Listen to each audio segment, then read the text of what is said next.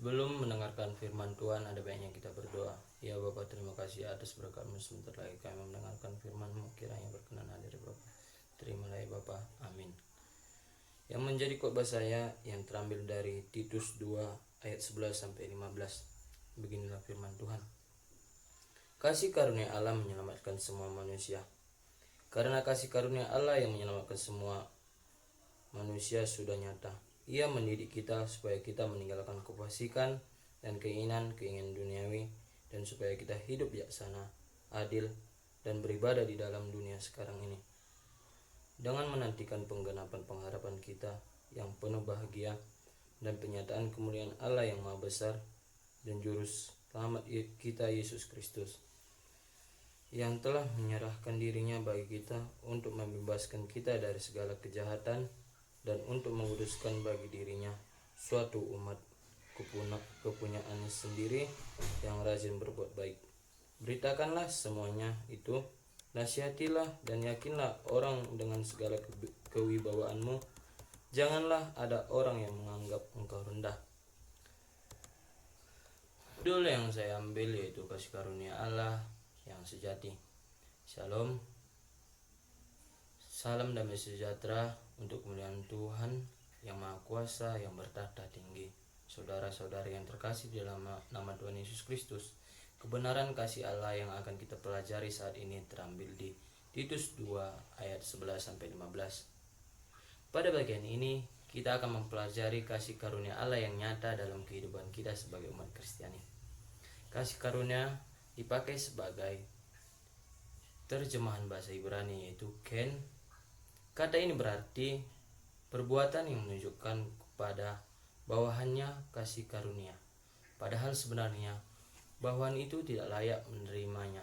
Misalnya di dalam Kejadian 6 ayat 7, Keluaran 33 ayat 17, Bilangan 6 ayat 25. Memang tiada manusia yang dapat menunjukkan kehendak Allah.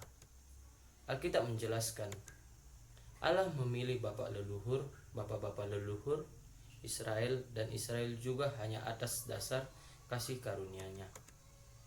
Sama sekali tidak ada jasa atau kebenaran dalam mereka yang dapat dianggap alasan bagi pemilihan itu. Saudara dalam kasih Allah ini dapat kita lihat dalam kehidupan zaman yang PL, yang dimana ini dilihat saat membuat perjanjian Sinai. Seperti dulu dalam membuat perjanjian Abraham, prakarsa dari Allah datangnya. Nabi-nabi juga yang menekankan perlunya pertobatan, mengakui bahwa hati yang harus diperoleh sebagai kasih karunia dari Tuhan. Artinya, berdasarkan kasih kasih karunia-Nya yang menjadi ilustrasi dari kasih karunia ini, yaitu hadiah kasih karunia. Kasih karunia Tuhan kita Yesus Kristus, bahwa Ia yang oleh karena kamu menjadi miskin, sekalipun Ia kaya, yang terdapat di 2 Korintus 8 ayat 9. Saya mengambil ilustrasinya di sekolah menengah atas di Amerika Serikat. Terpilih menjadi ratu pada acara temu alumni merupakan penghargaan besar bagi setiap gadis. Namun ketika sebuah sekolah menengah atas di dekat Austin, Texas, memahkotai Shannon Jones, hal itu merupakan saat istimewa baginya dan bagi semua orang di komunitas itu. Shannon yang berusia 19 tahun adalah atlet pemenang penghargaan dan anggota aktif dari kelompok pemuda di gerejanya. Ia menderita sindrom Down sejak lahir. Shannon tahu bahwa pengalaman sekali seumur hidup ini adalah hadiah dari adik perempuannya, Lindsay, yang mengusulkan pemilihan dirinya. Ayah mereka berkata, "Saya sangat bangga dengan Lindsay." Mungkin jauh di lubuk hatinya, ini adalah sesuatu yang ia sendiri inginkan. Namun ia membuat Shannon dapat mengalami hal ini. Tindakan-tindakan kasih yang paling mengagumkan dari manusia hanyalah bayangan dari hadiah tak terukur yang telah diberikan oleh Juru Selamat kita.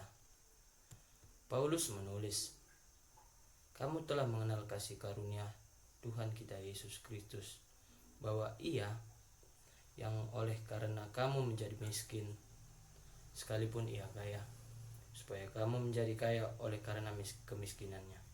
Yang terdapat di 2 Korintus 8 ayat 9. Kristus meninggalkan kemuliaannya di surga dan mati di kayu salib bagi dosa kita, agar kita dapat diampuni melalui iman kepadanya.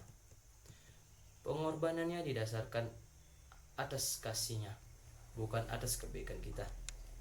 Keberadaan kita dan semua yang kita miliki merupakan hadiah kasih karunia yang penuh kasih dari Sang Juru Selamat. Kasih karunia merupakan berkat cuma-cuma bagi orang-orang yang berdosa yang tak layak. Dalam kehidupan saat zaman PB, banyak perumpamaannya yang digambarkan sebagai pengajaran kasih karunia. Perumpamaan para pekerja kebun anggur terdapat di Matius 20 ayat 1-6. Mengajarkan bahwa Allah tidak dapat didakwa oleh siapapun atas pemberian anugerahnya. Perumpamaan tentang perjamuan besar yang terdapat di Lukas 14 ayat 16-24 ini mengajarkan bahwa Allah tidak dapat didakwa oleh siapapun atas pemberian anugerahnya. Perumpamaan tentang perjamuan besar. Dalam kehidupan saat zaman PB, banyak perumpamaannya yang digambarkan sebagai pengajaran kasih karunia. Perumpamaan para pekerja kebun anggur yang terdapat pada Matius 20 ayat 1-16 mengajarkan bahwa Allah tidak dapat didakwa oleh siapapun atas pemberian anugerahnya. Perumpamaan tentang perjamuan besar yang terdapat di Lukas 14 ayat 16-24 ini mengajarkan bahwa Allah tidak dapat didakwa oleh siapapun atas pemberian anugerahnya. Perumpamaan tentang perjamuan besar yang terdapat di Lukas 14 ayat 16-24 menunjukkan bahwa hak istimewa rohania tidak menjamin kebahagiaan akhir, dan bahwa undangan Injil ditunjukkan kepada semua orang. Anak yang hilang diterima kembali oleh bapaknya dengan cara yang sebenarnya. Sang anak tidak layak menerimanya, yang terdapat di Lukas 15 ayat 20-24. Ilustrasi yang kedua yang saya ambil yaitu kasih karunia yang luar biasa. Pada tahun 1700-an, John Newton pergi berlayar bersama ayahnya dengan sebuah kapal dagang. Tak lama setelah ayahnya pensiun, Newton terpaksa bekerja di sebuah kapal perang. Akan tetapi, karena menghadapi kondisi yang tak tertahankan, ia pun melarikan diri, kemudian memohon agar dipindahkan ke sebuah kapal budak yang segera berlayar ke Afrika.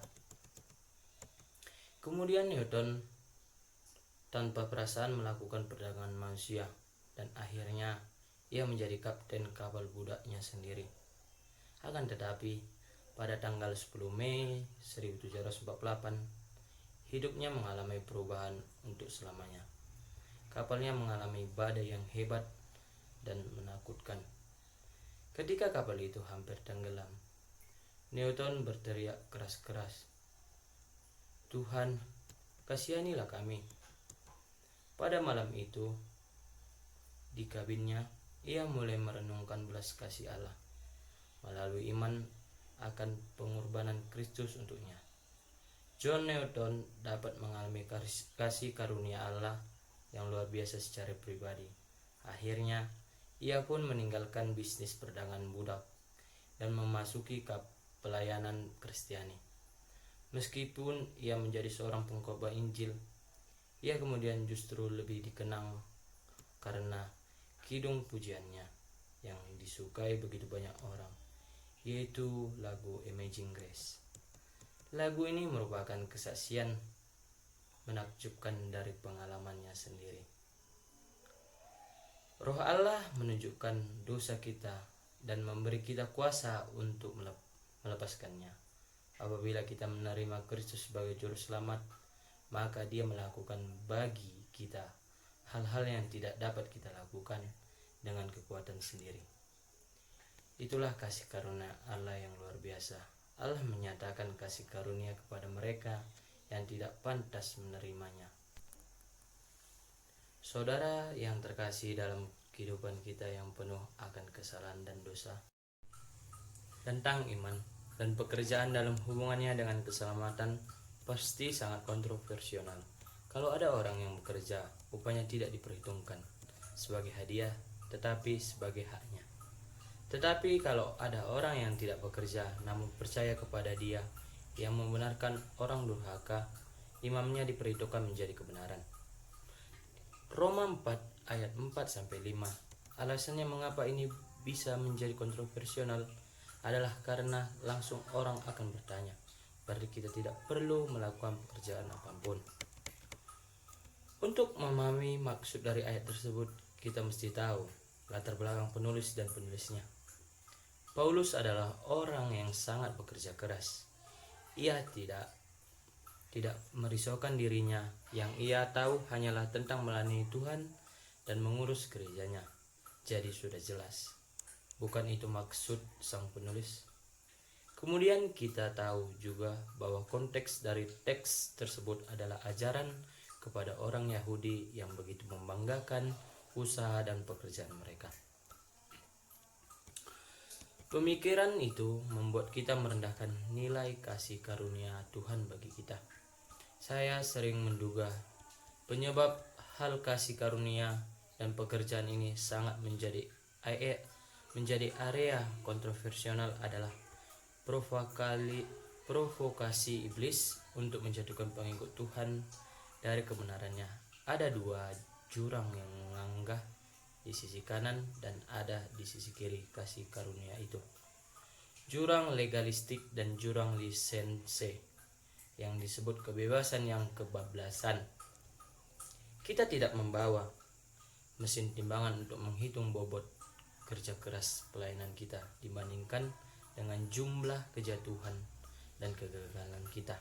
Kerap saya temukan pemikiran ini dalam diri orang yang mencoba membayar dosa mereka dengan melakukan lebih banyak pelayanan dan pengorbanan. Tidak demikian cara kerjanya di hadapan Tuhan. Dia mau kita mengerti kasih karunia-Nya. Kita percaya kepadanya, hati kita hancur dan remuk di hadapannya. Intinya Paulus melakukan segala sesuatu untuk Tuhan. Ia dengan yakin mengklaim bahwa ia telah bekerja keras dibandingkan semua rasul yang lain. Tetapi ia dengan sangat tegas mengatakan bahwa bukan karena pekerjaan itu ia diselamatkan. Tidak rumit, bukan. Yang pertama, nikmatilah hadiah terbesar yang Allah berikan. Jangan rusak dengan ajaran dan pemikiran yang salah. Kita akan gagal menikmati anugerah terbesar yang pernah ada di muka bumi ini. Kasih karunia Allah bagi manusia berdosa jika membangun pemikiran yang salah tentang pelayanan kita.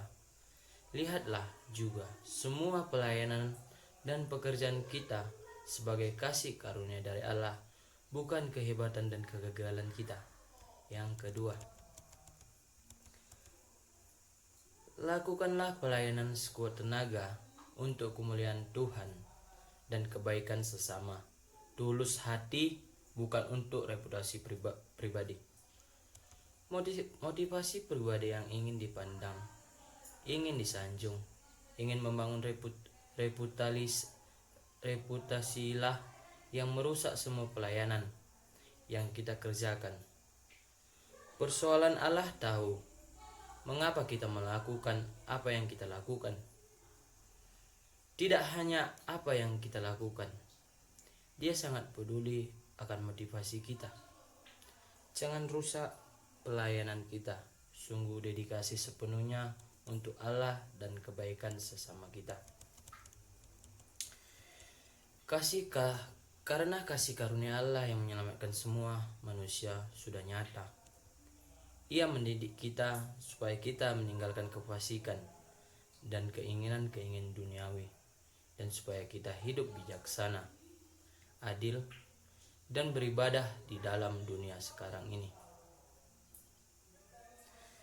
Dengan menantikan penggenapan pengharapan kita yang penuh bahagia dan penyataan kemuliaan Allah yang Maha Besar dan Juru Selamat kita Yesus Kristus, yang telah menyerahkan dirinya bagi kita untuk membebaskan kita dari segala kejahatan dan untuk menguduskan bagi dirinya suatu umat. Kepunahannya sendiri yang rajin berbuat baik. Beritakanlah semuanya itu.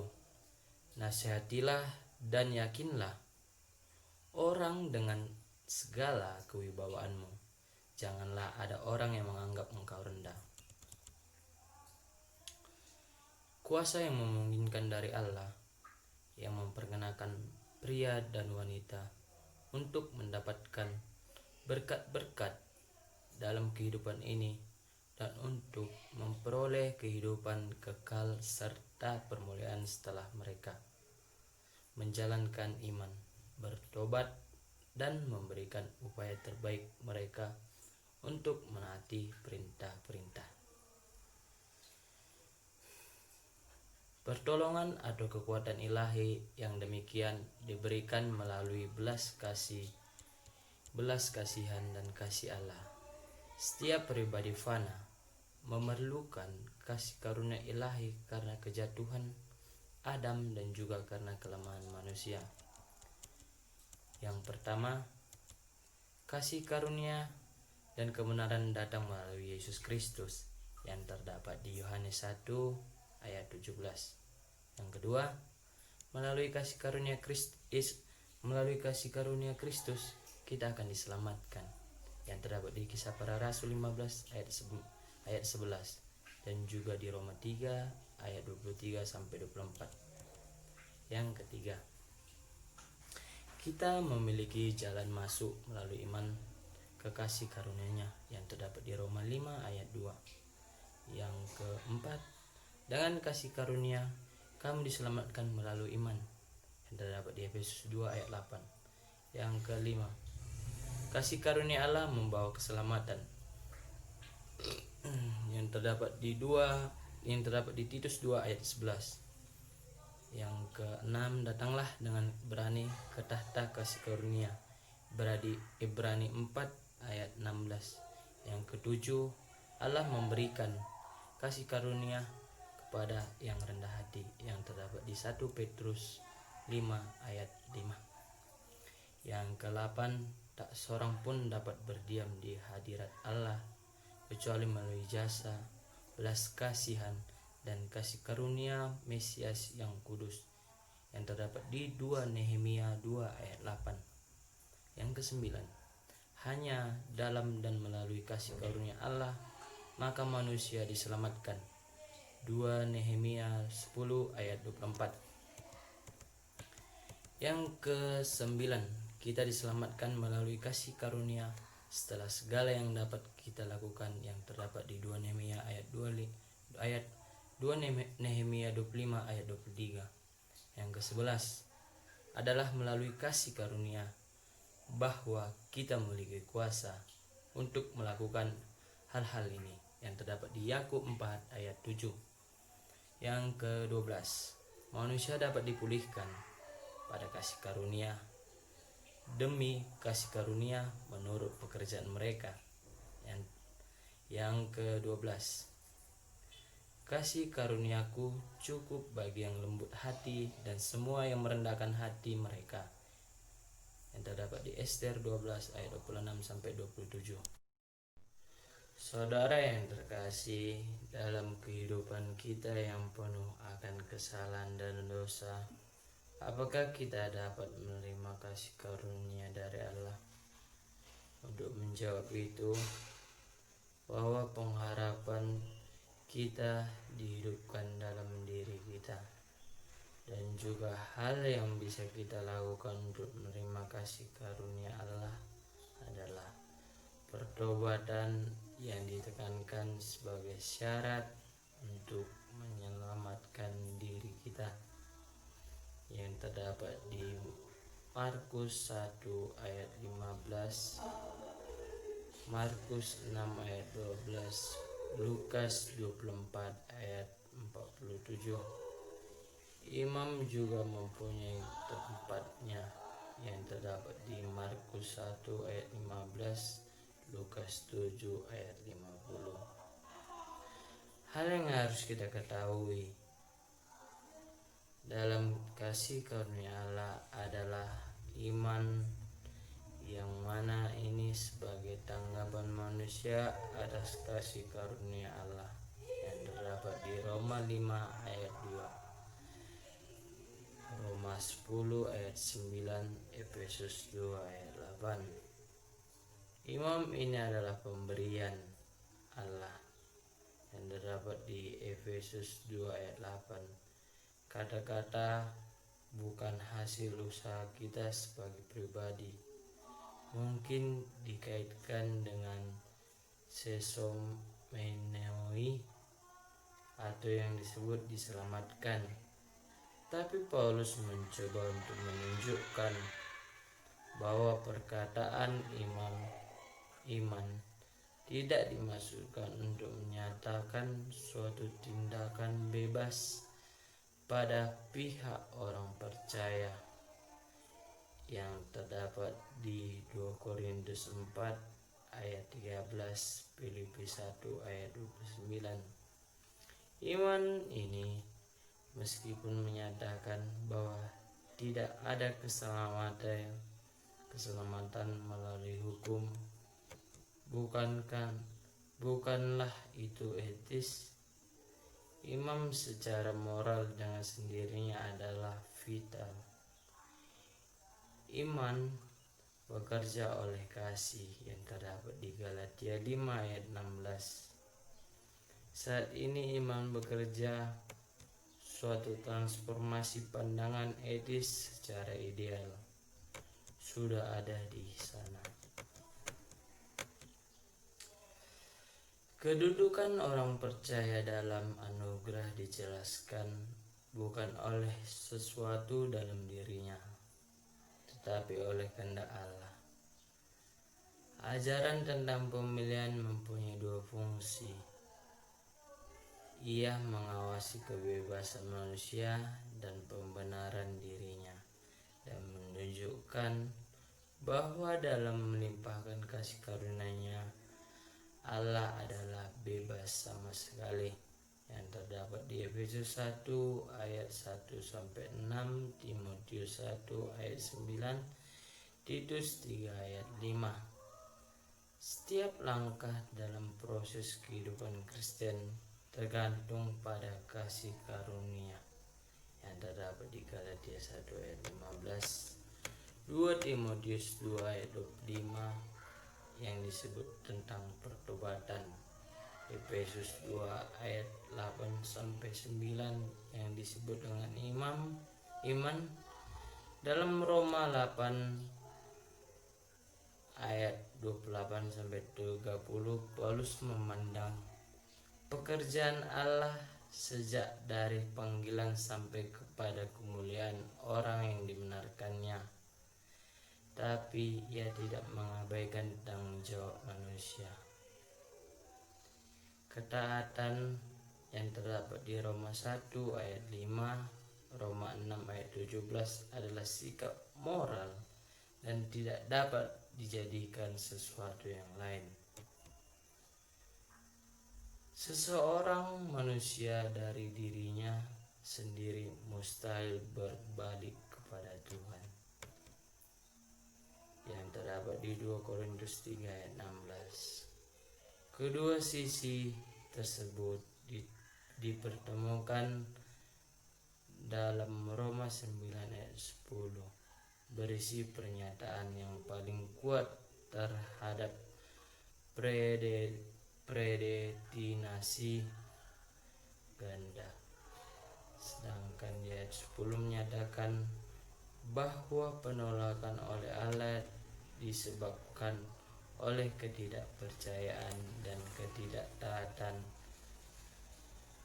Tapi harus diingat bahwa pokok utama dari ini bukanlah keselamatan perseorangan, tapi adalah fungsi-fungsi kolektif dari orang-orang yang dipilih Allah untuk melaksanakan maksudnya. Salam. Mari kita berdoa. Ya Bapa, terima kasih sebagian kami udah mendengarkan firman-Mu, kiranya kami bisa melakukannya dalam kehidupan sehari-hari. Terima kasih Bapa. Amin.